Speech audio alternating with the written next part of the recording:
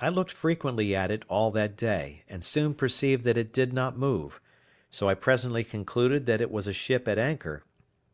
and being eager, you may be sure, to be satisfied, I took my gun in my hand, and ran towards the south side of the island to the rocks where I had formerly been carried away by the current, and getting up there, the weather by this time being perfectly clear, I could plainly see, to my great sorrow, the wreck of a ship, cast away in the night upon those concealed rocks which I found when I was out in my boat, and which rocks, as they checked the violence of the stream, and made a kind of counter-stream or eddy, were the occasion of my recovering from the most desperate, hopeless condition that ever I had been in all my life. Thus, what is one man's safety is another man's destruction, for it seems these men, whoever they were, being out of their knowledge, and the rocks being wholly under water, had been driven upon them in the night, the wind blowing hard at east-northeast. Had they seen the island, as I must necessarily suppose they did not, they must, as I thought, have endeavoured to have saved themselves on shore by the help of their boat; but their firing off guns for help, especially when they saw, as I imagined, my fire, filled me with many thoughts. First, I imagined that upon seeing my light they might have put themselves into their boat, and endeavoured to make the shore, but that the sea running very high, they might have been cast away. Other times I imagined that they might have lost their boat before, as might be the case many ways, particularly by the breaking of the sea upon their ship, which many times obliged men to stave, or take in pieces, their boat, and sometimes to throw it overboard with their own hands. Other times I imagined they had some other ship or ships in company, who, upon the signals of distress they made, had taken them up and carried them off. Other times I fancied they were all gone off to sea in their boat, and being hurried away by the current that I had been formerly in, were carried out into the great ocean, where there was nothing but misery and perishing, and that, perhaps, they might by this time think of starving, and of being in a condition to eat one another. As all these were but conjectures at best, so, in the condition I was in, I could do no more than look upon the misery of the poor men and pity them, which had still this good effect upon my side, that it gave me more and more cause to give thanks to God, who had so happily and comfortably provided for me in my desolate condition, and that of two ships' companies, who were now cast away upon this part of the world, not one life should be spared but mine. I learned here again to observe that it is very rare that the providence of God casts us into any condition so low, or any misery so great, but we may see something or other to be thankful for, and may see others in worse circumstances than our own. Such certainly was the case of these men, of whom I could not so much as see room to suppose any were saved. Nothing could make it rational so much as to wish or expect that they did not all perish there, except the possibility only of their being taken up by another ship and company; and that this was but mere possibility indeed, for I saw not the least sign or appearance of any such thing. I cannot explain, by any possible energy of words, what a strange longing I felt in my soul upon this sight,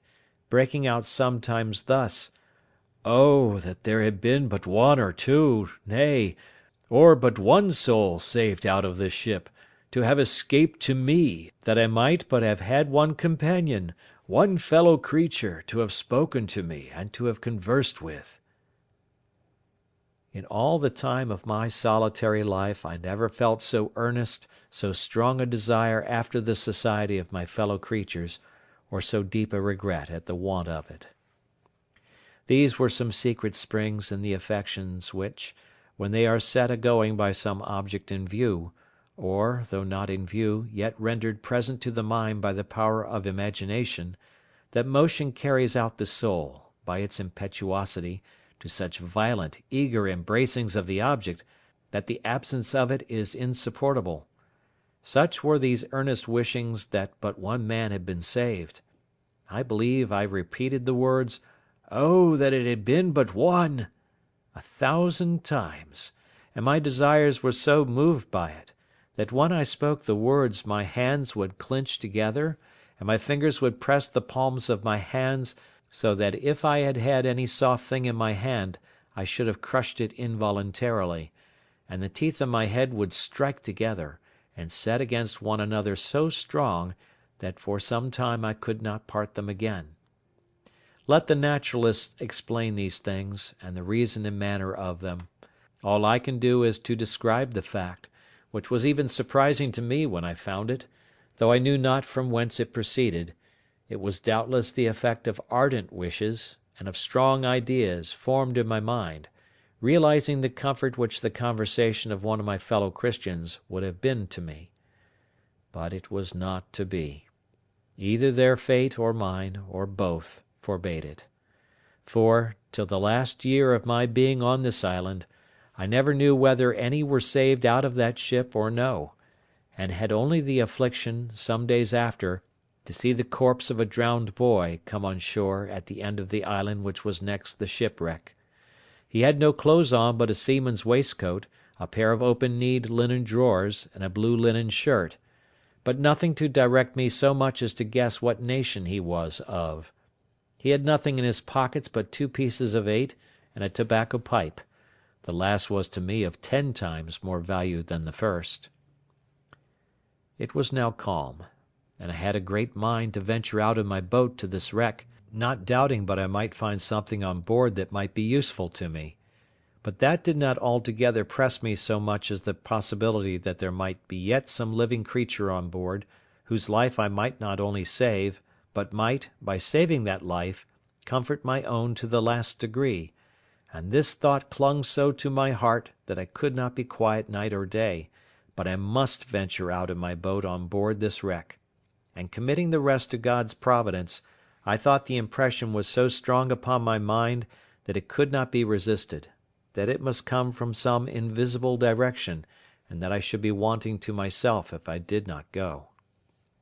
Under the power of this impression I hastened back to my castle, prepared everything for my voyage, took a quantity of bread, a great pot of fresh water, a compass to steer by, a bottle of rum, for I had still a great deal of that left, and a basket of raisins, and thus, loading myself with everything necessary, I went down to my boat, got the water out of her, got her afloat, loaded all my cargo in her, and then went home again for more. My second cargo was a great bag of rice, the umbrella to set up over my head for a shade, another large pot of water, and about 2 dozen of small loaves or barley cakes, more than before, with a bottle of goat's milk and a cheese, all which with great labour and sweat I carried to my boat, and praying to God to direct my voyage, I put out, and rowing or paddling the canoe along the shore, came at last to the utmost point of the island on the north-east side. And now I was to launch out into the ocean, and either to venture or not to venture. I looked on the rapid currents which ran constantly on both sides of the island at a distance, and which were very terrible to me from the remembrance of the hazard I had been in before; and my heart began to fail me, for I foresaw that if I was driven into either of those currents, I should be carried a great way out to sea, and perhaps out of my reach or sight of the island again, and that then, as my boat was but small, if any little gale of wind should rise, I should be inevitably lost.